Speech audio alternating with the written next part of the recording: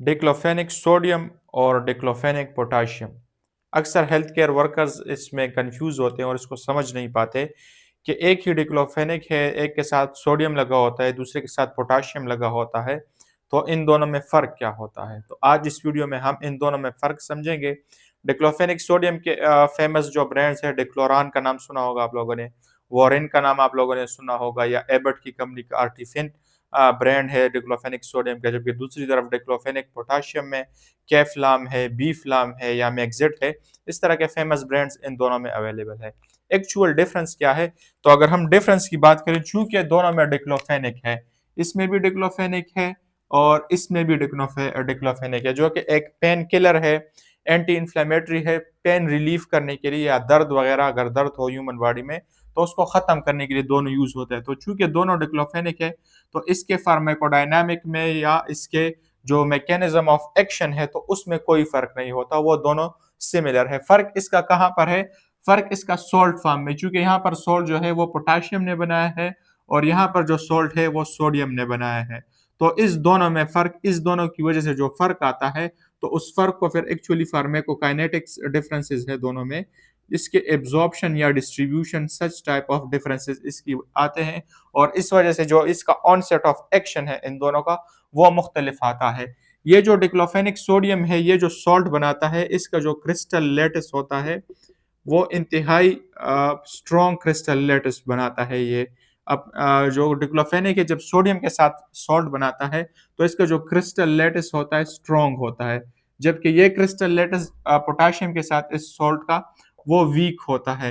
तो जब ये ह्यूमन बॉडी में जब हम खा लेते हैं, जब हमारे मैदे में आ जाती है, तो चूंकि इसका क्रिस्टल स्ट्रॉन्ग होता है डिक्लोफेनिक सोडियम का, तो ये डिसोसिएट जल्दी नहीं होता वाटर के साथ कांटेक्ट में आने या स्टमक फ्लूइड्स के साथ। जब यह कांटेक्ट में आता है तो इसकी डिसोसिएशन स्लो होती है, जबकि इसकी डिसोसिएशन ये फास्ट होती है। तो इस वजह से इसकी डिसोसिएशन जो होती है वो फास्ट होती है और ये जो होता है ये एब्जॉर्प्शन के लिए फिर क्विकली अवेलेबल होता है। दूसरा जो डिफरेंस है इन दोनों में वो ये है कि ये जो डिक्लोफेनिक सोडियम है तो ये एसिडिक पीएच में, चूंकि हमारे स्टमक में एसिडिक पीएच होता है तो उसमें भी ये आसानी से डिसोसिएट नहीं हो सकता बल्कि स्लोली डिसोसिएट होता है। जबकि ये जो डिक्लोफेनिक पोटाशियम है ये क्विकली डिसोसिएट होता है इन दिस एसिडिक पीएच। तो इस वजह से जो ऑनसेट ऑफ एक्शन है, ऑनसेट ऑफ एक्शन जो होता है वो डिक्लोफेनिक पोटाशियम का ऑनसेट ऑफ एक्शन, वो डिक्लोफेनिक पोटाशियम का जो होता है इसका फास्ट होता है और जो डिक्लोफेनिक सोडियम का होता है वो स्लो होता है। क्यों स्लो होता है? बिकॉज ये जल्दी अवेलेबल नहीं होता, डिसोसिएट जल्दी नहीं होता। जब ये फ्री फॉर्म में डिसोसिएट जल्दी नहीं होगा अनऑनाइज्ड फॉर्म में, तो क्या होता है कि ये जो होता है तो ये एब्जॉर्ब फिर जल्दी नहीं होता। तो चूंकि इसकी एब्जॉर्प्शन लेट होती है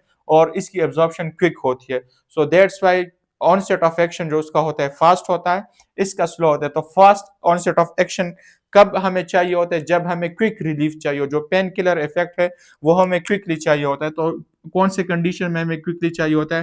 पोस्ट ऑपरेटिव कंडीशन में, सर्जरी के बाद या सच टाइप ऑफ कंडीशन में, उसके दौरान हमें क्विक पेन रिलीफ चाहिए होता है। इसके अलावा डिस्मिनोरिया टाइप, सच मेंस्ट्रुअल साइकिल में जब प्रॉब्लम्स आती है तो उसको डिस्मिनोरिया बोला जाता है। तो उसके दौरान हमें डिक्लोफेनिक पोटाशियम की ज़रूरत होती है ताकि क्विक पेन रिलीफ हमें मिले। या इसके अलावा अगर हेडेक है या टूथ एक है तो सच टाइप ऑफ पेन जो कि फास्ट पेन होते हैं, मतलब उनमें जो रिलीफ हो हमें चाहिए होता है, पेन किलिंग इफेक्ट वो हमें क्विक या फास्ट चाहिए होता है।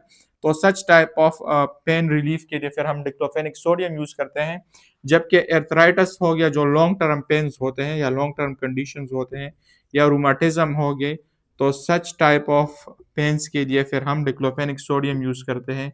या मस्कोस्केलेटल पेन हो गया तो अगेन, या और भी अगर कोई लॉन्ग टर्म पेन होता है या लॉन्ग टर्म इफेक्ट के लिए, लॉन्ग ड्यूरेशन के लिए हम फिर डिक्लोफेनिक सोडियम की तरफ जाते हैं। तो अगेन अगर आखिर में मैं समराइज करूं तो अगर ऐसा पेन किलिंग इफेक्ट हमें चाहिए कि जो हमें लॉन्ग ड्यूरेशन के लिए चाहिए होता है तो उसमें हम डिक्लोफेनिक सोडियम को सिलेक्ट करते हैं। अगर हमें क्विक रिलीफ चाहिए, क्विक पेन खत्म करना हम चाहते हैं, इमरजेंसी में पेन खत्म करना चाहते हैं, तो usually we go towards diclofenac potassium. क्यों?